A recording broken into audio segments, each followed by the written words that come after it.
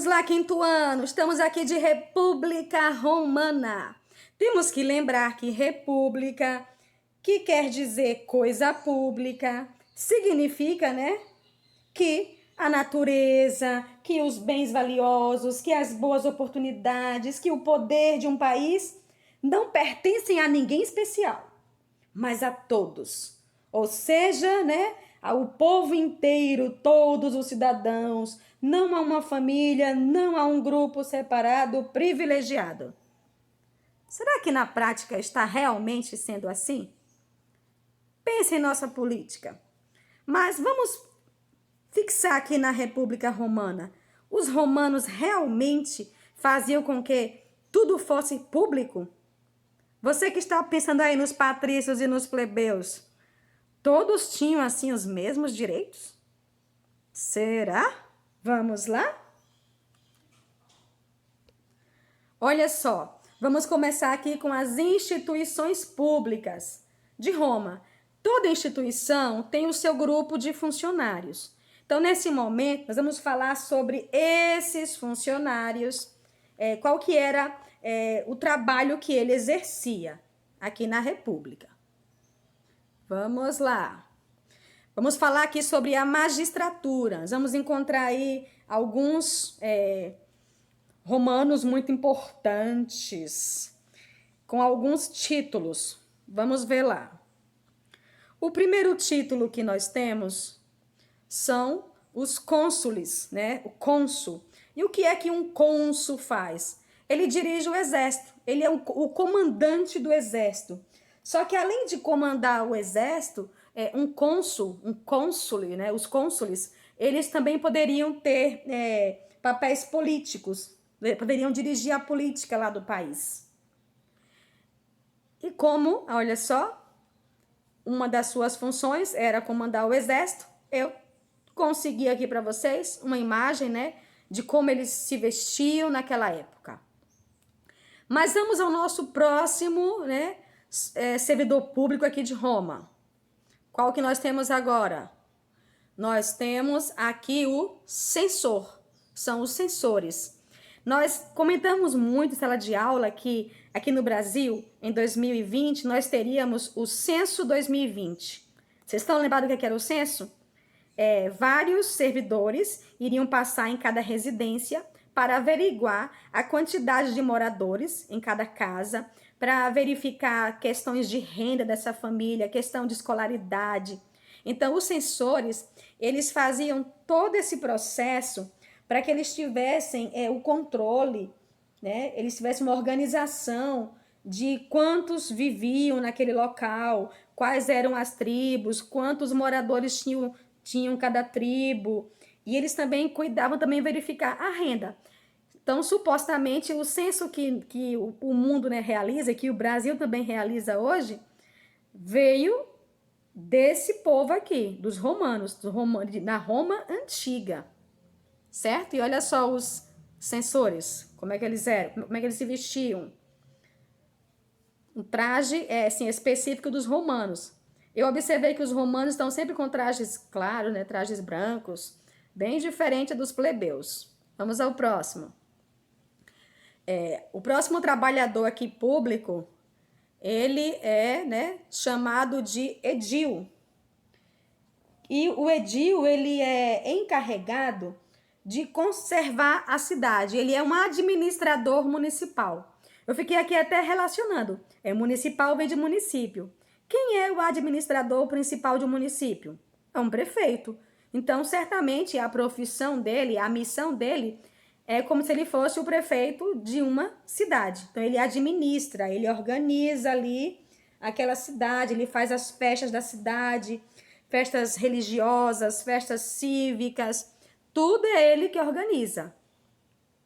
Mas temos mais um servidor público aqui de Roma, que são os questores.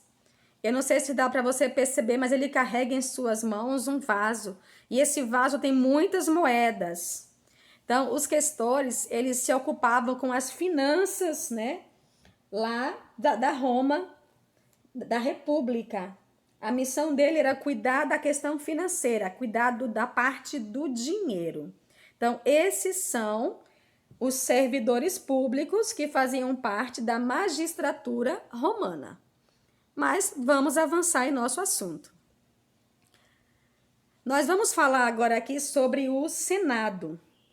E quem fazia parte desse Senado, né? O Senado ele era composto, era um conselho dos anciões. Quem eram esses anciãos, né? Esses anciãos eram os patrícios.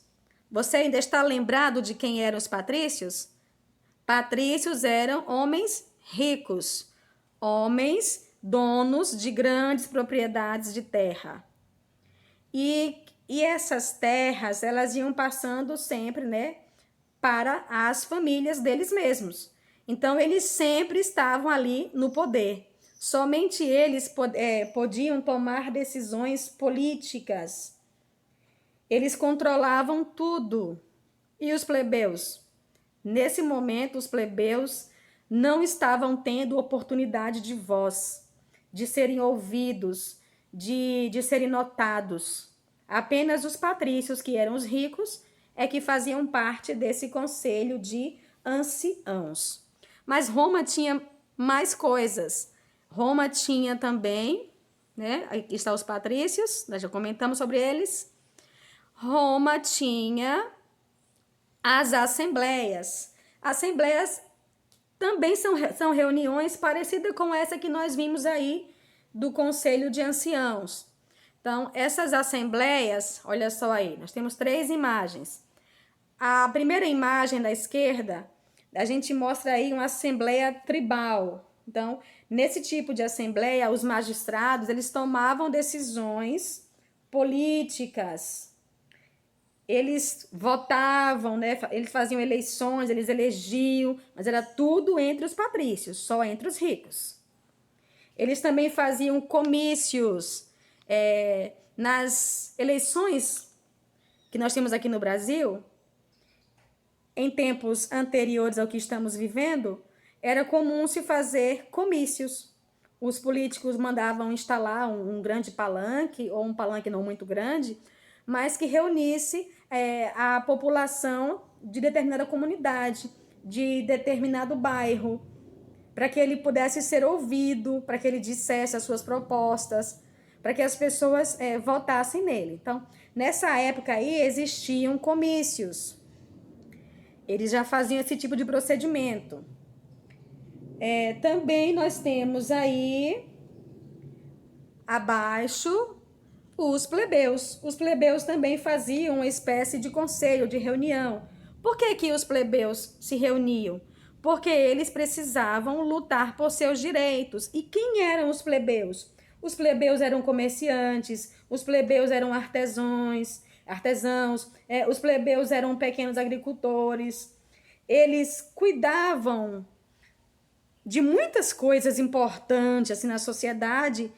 Importante, por que é importante? Porque se eu não sou agricultor, mas eu preciso do alimento que o agricultor planta.